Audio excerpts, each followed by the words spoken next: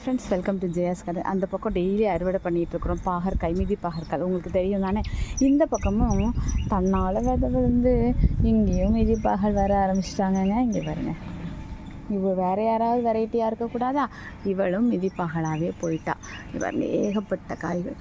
சரி, பரவாயில்ல, இப்போம்லாம் வாரத்தில் 2 தடவை பாகற்காய் வச்சுக்கிட்டு இருக்கீங்க. என்னங்க பண்ணுறது? ஆனாலும் எனக்கு வெள்ளை பாகலும் இந்த நீல பாகலும் வளர்க்குறதுக்கு விருப்பம் இல்லை. ஏன்னா போன வருஷம் அவங்க 2 பேரையும் நம்ம வளர்த்தோமா.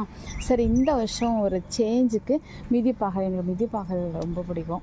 அதனால் மிதிப்பாகல் வளர்க்கலான்னு சொல்லிட்டு இதை மட்டும்தான் இந்த தடவை வச்சுருக்கேன். அவங்க 2 பேர் வைக்கல.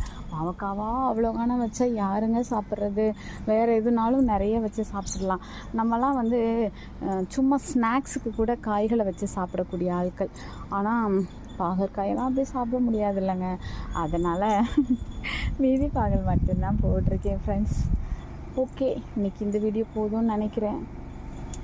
ஓகேம்மா, முடிஞ்சால் ஈவினிங் அடுத்து ஏதாவது வீடியோக்கள் உங்களுக்காக எடுத்துடுவோம். சரிங்களா? ஓகே, பாய்மா.